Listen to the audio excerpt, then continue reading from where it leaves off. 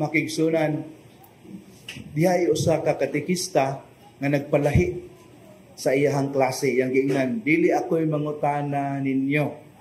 You create your own questions, mahitungod sa ato ang pagtuo, kunya ka mo sa imutubag.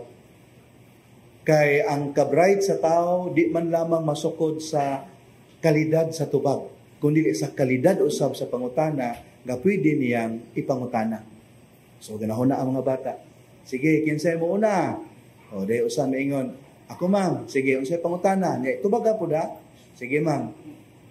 Unsa may unag yung pulong sa Ginoo sa dihang nabanhaw siya? Sige, unsa man ka ha?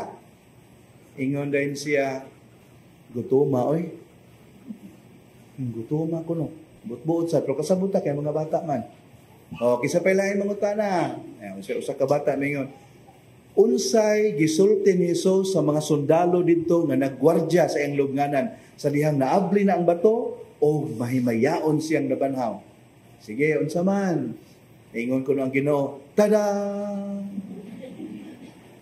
Sa time sa puros manihinanggaw inyo, ha? Be ka nang tinarong, be? O dahil sa kabata, mingon, ako ma, mangutana ko. O sige.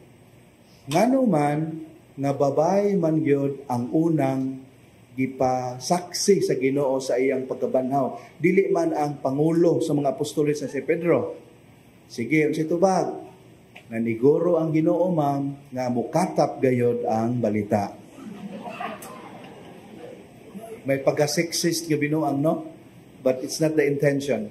Makaigsuunan, unsay importansya niining gisgutan karon sa ebanghelyo nga walay sulod ang lubnganan sa Ginoo.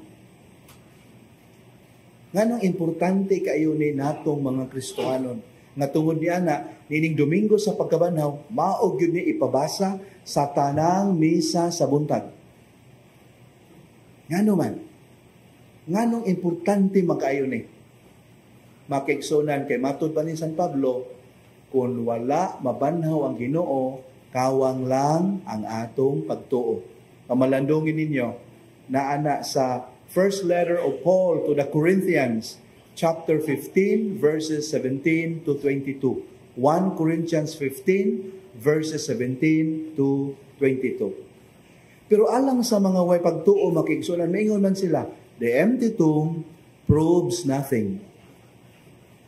The empty tomb proves nothing except that the body of the Lord was not there. Pero maingon nga nabanhaw siya, that's far-fetched already. Why connection? It does not follow. Matod pa nila. Kunya ang mga way pagtuo maingon, kung tinuray gyud ni nga ebidensya ning empty tomb sa pagkabanhaw sa Ginoo, ngano man lagi nga wala may historical, walay extra biblical corroboration niining maong panghitabo. Nganong Biblia raman maoy naghisgot. So, dili yun ni tinuod ang pagkabanhaw. The empty tomb proves nothing. Matod pa nila. Pero alang natong mga magtutuo makigsuunan, the empty tomb is very important.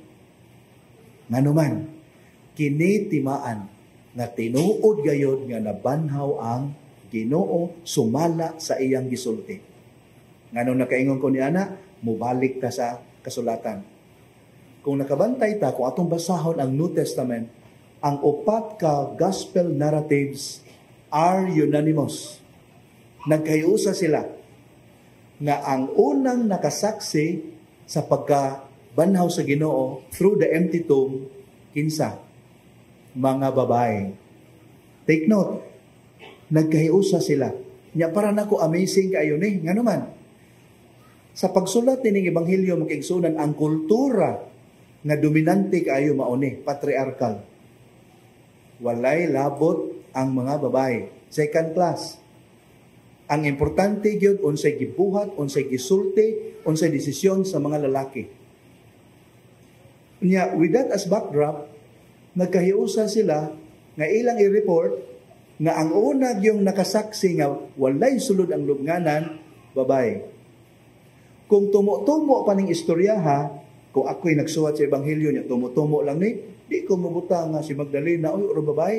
Nga naman, less credible ang witness lagi in the eyes of the ancient world. Less credible ang witness, ang testimony sa babae. So kung tinumo-tumo pa ning mga Ebanghelyo nga ato ang pagabasahon sa liturhiya, gibutangan na tala si Pedro, may unang nakita. So may alam na to. Tumo-tumo man ka. Am I making sense to you? Babae gyud ang ilahang gipili. Against all advices, mingon tang punga. Ni-report gyud sila unsay tinuod nga babae, maoy, nakadiskubre. Wa sila mahadlok sa possible implication sa ilang pag-report sa tinuod. Daghan mo mo question ani, oy, ato kang usbo nino, si Pedro na lang, anyway siya may leader na to, ayaw. Unsay nahitabo, maoy, nahitabo.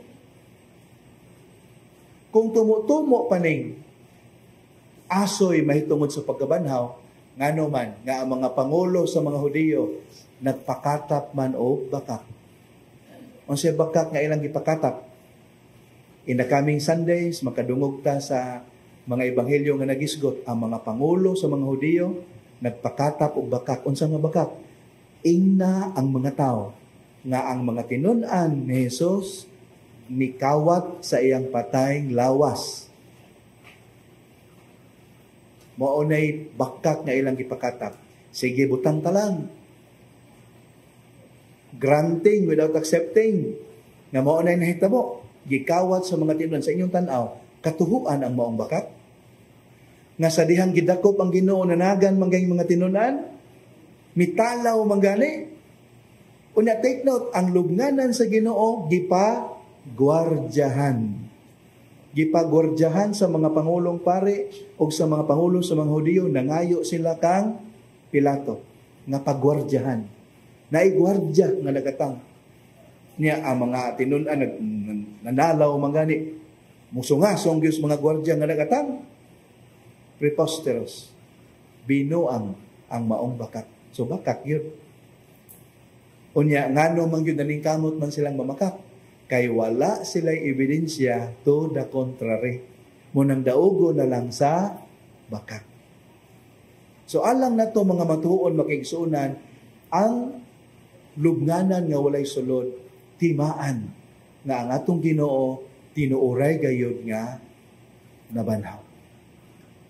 Pero alang na to, wa na ta manginahanglag ebidensya. Kaya matod pas panultihon, for those who believe, no proof is necessary. But for those who do not believe, no proof would suffice. Igo na kay nato nga gisaksihan sa mga balaang tao ang mga tinunan nga ang Ginoo tinuoray gayud nga nabanhaw.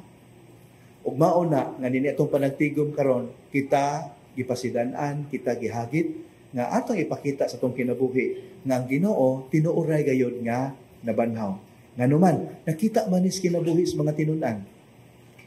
Sa sunod ng mga Domingo atong mabasahan sa Ebanghelyo o sa mga pagbasa na ang mga tinunan nagtago-tago. Nagtago-tago unya nahadlok. They locked themselves in a room, fearful. Nganuman, ipatay ang amoang magtutudlo basin kami na sunod. They were very fearful. Pero tanawa, sa dihang nabanhaw na ang Ginoo, unya nagsugod na siya og padayag ngadto kanila, nabag-o sila. Nanggawa sila sa pagtago-tago o nagsugod na pagsangyaw sa kamatuoran nga si Kristo nabanhaw. Walay mausab makaigsuunan sa bakak.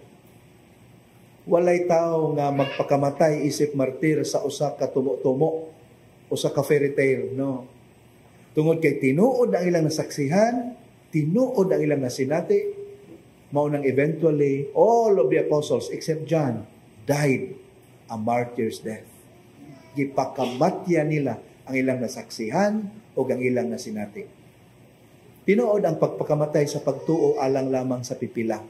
Pero kitang tanan, gitawag nga magpakabuhi alang sa pagtuo.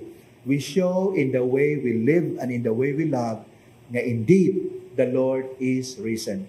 Nabuntog ang sala, nabuntog ang kamatayon. Mao sa bunta kita Kutob sa mahimo, makigbatok ta sa atong mga favorite sins. Kutob sa mahimo, atong puuhon ang ato ang mga bad habits. Kutob sa mahimo, atong pabanhawon ang Ginoo dinis tong kinabuhi. Haron ang makita sa mga tao, dili na ang maot nga kita, kundi ang Ginoo nga nagpuyo dinhi kanato. The Lord is risen as He said. Alleluia, Alleluia.